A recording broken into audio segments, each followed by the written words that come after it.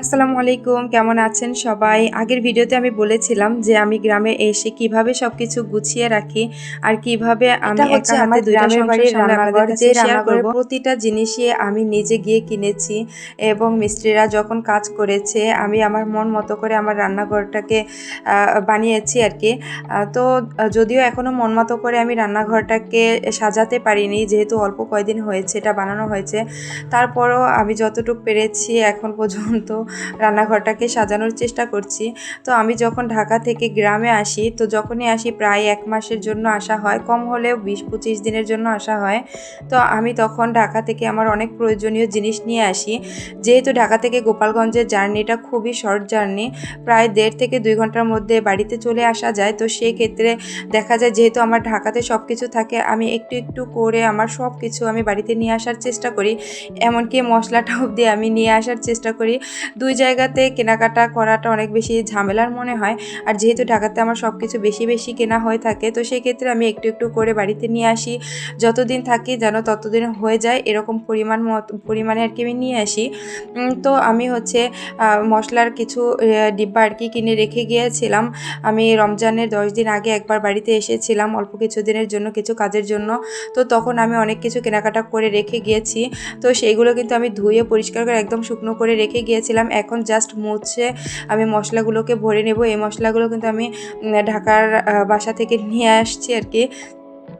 যেহেতু ঢাকাতে আমার অনেক ধরনের মশলা থাকে বা বেশি, বেশি করে কেনা হয়ে থাকে।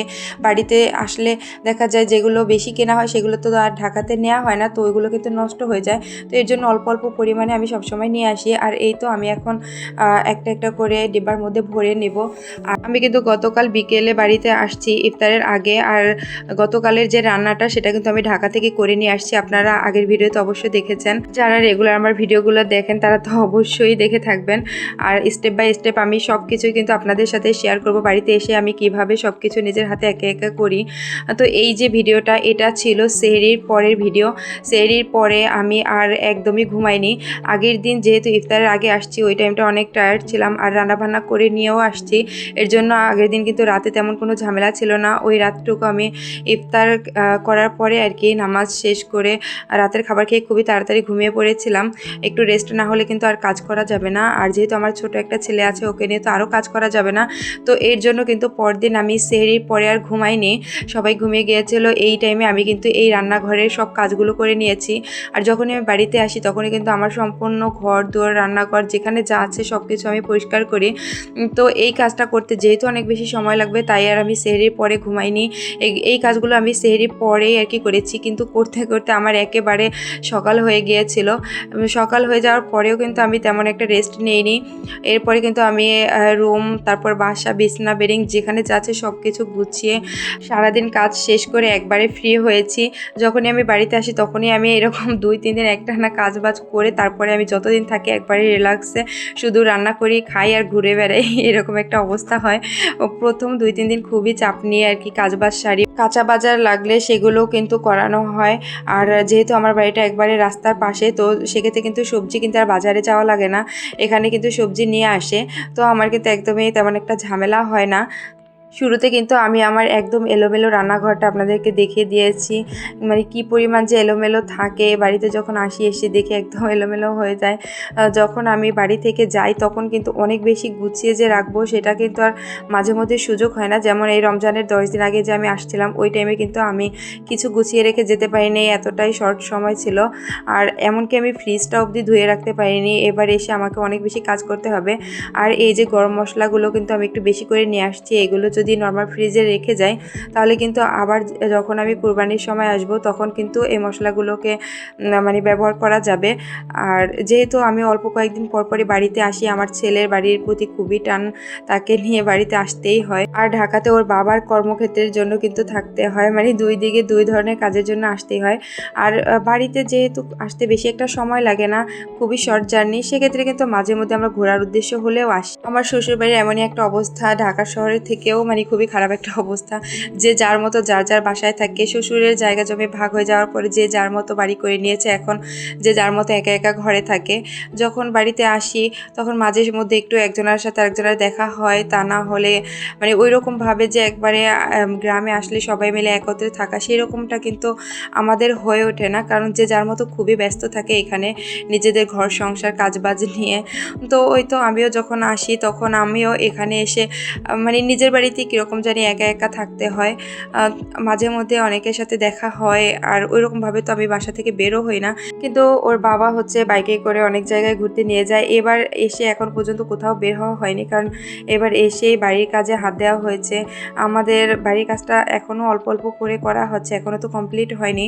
মানে থাকার মতো জায়গা যখন হয়েছে তখনই আমরা বাড়িতে উঠে গিয়েছি, কারণ হচ্ছে নিজের একটা বাড়ি না থাকলে থাকার জায়গার যে কী একটা অভাব সেটা কিন্তু অল্প কয়েকদিনে আমরা বুঝে গিয়েছিলাম, যখন আমার শ্বশুরের ঘর ছিল আর কি। যখন যার আলাদা আলাদা কিছু হয়নি, সব কিছু আমার শাশুড়ির ছিল, সেই সময়টা কিন্তু খুবই খারাপ একটা সিচুয়েশন হতো আর কি, সবাই একসাথে থাকতে গেলে। মানে যখন আর কি নিজের কোনো কিছুই থাকে না, তখন সেই জায়গাটা বেশি দিন থাকাটাও খুবই কঠিন হয়ে যায়।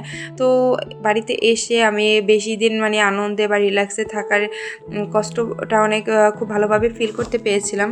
পরে তো আল্লাহর রহমতে নিজেরই একটা বাড়ি হয়ে গেল, সেটা যেমনই হোক। যদি একটা কুঁড়ের ঘরও হয়, নিজের ঘরেই কিন্তু অনেক বেশি শান্তি।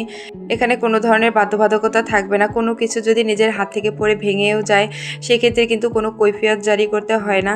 তো যাই হোক, আমি দোয়া করি প্রতিটা মেয়েরই যেন নিজের একটা সংসার থাকে, কারণ নিজের সংসারের স্বাধীনতাটা কিন্তু অন্যের সংসারে থাকে না। তো যাই হোক, আমি কিন্তু কথা বলতে বলতে আমার রান্নাঘরের একটা কর্নার খুব ভালোভাবে গুছিয়ে নিয়েছি। এইটা কিন্তু আমার মেইন পয়েন্ট, কারণ আমাকে কিন্তু কিছুক্ষণ পরে আবার রান্না করতে হবে। তো সেক্ষেত্রে কিন্তু আমাকে রান্না বান্না করার জিনিসগুলোকে আগে গুছাতে হবে, তারপরে হচ্ছে অন্য কিছু গুছাতে হবে।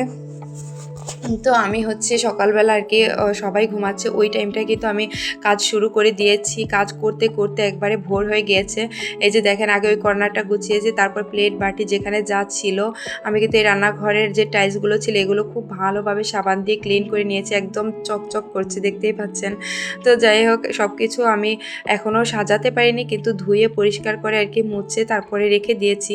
এরপরে আমার এই পাশে একটা খানাডুলি ছিল আর কি, প্লাস্টিকের র্যাক, সেটাকেও কিন্তু আমি ধুয়ে বাইরে শুকাতে দিয়ে দিয়েছি, কারণ রোদ উঠলে রোদে খুবই তাড়াতাড়ি শুকিয়ে যাবে। আমার ঘরে কিন্তু কারেন্টের কাজও এখনও করা হয়নি, টাইলস বসানো হয়নি। বললাম না, ওই যে থাকার মতো হয়েছে এতটুকু পর্যায়ে শুধু উঠে গিয়েছি। এখন ঘরে উঠে তারপর আস্তে আস্তে সব কাজগুলো করে নেব। আর এই তো দেখতেই পাচ্ছেন, র্যাকটাকে ধুয়েও কিন্তু আমি শুকা দিয়ে দিয়েছি। এরপরে রান্নাঘরটা গোছগাছ করে বের হতে কিন্তু ওর বাবা, মানে আমার বাচ্চাটা ঘুমে থাকতে থাকতে ওর বাবাও বাজারে গিয়েছিল, কারণ আমরা যেহেতু দুজন, ওকে ধরার তেমন কেউ নেই, তাই বুঝে শুনে আমাদেরকে একটু কাজ করতে হয়। গ্রামে আসলে কিন্তু এই যে টাটকা টাটকা খাবারগুলো খেতে পাওয়া যায়। এখানে ওর বাবা দুধ নিয়ে আসছিল, আরও প্রয়োজনীয় কিছু জিনিস নিয়ে আসছিল। আমি কিন্তু এখনও রান্নাঘরটার যে গুছিয়ে সারবো তা কিন্তু পারিনি। আর এই তো বাইরে ছিল এই মাছের ব্যাগটা, যেটা আমি দেখিনি, পরবর্তীতে আমি মাছটাকে অ্যাড করে একটু ভিডিও করে নিলাম। আর এই তো এভাবে করেই কিন্তু আমি সব কিছু গুছিয়ে নিয়েছি। আর এরপরে হচ্ছে আমি একটু ছাদে গিয়েছিলাম, যেহেতু বাড়িতে আসছি এবার খুবই তাড়াতাড়ি বাড়িতে একটু কাজ করার দরকার। বাড়ির যে সিঁড়ির ঘর সেটা কিন্তু দেয়া হবে, নিচে মেইন গেট দেওয়া হবে। দেখেন আমার বাড়ির পজিশনটা কিন্তু মাশাআল্লাহ আলহামদুলিল্লাহ অনেক সুন্দর, একেবারে রাস্তার পাশে, আর হচ্ছে একদমই সামনে একটা খাল। তো প্রাকৃতিক পরিবেশটা কিন্তু খুবই সুন্দর। এখানে এসে কিন্তু অনেক দিন থাকতে আমার একদমই খারাপ লাগে না। মাঝে মধ্যে একটু বাবা মায়ের কথা মনে পড়ে, ঢাকাতে যেহেতু আমি বাবা মায়ের খুবই পাশাপাশি থাকি, তো সেই ক্ষেত্রে অনেক দিন হয়ে গেলে তখন একটু মনে পড়ে। কিন্তু এই জায়গাটা আমার এত ভালো লাগে, আর মোটামুটি সবাই আমাকে খুবই ভালোবাসে, এর জন্য আর ঢাকার কথা মনেও পড়ে না।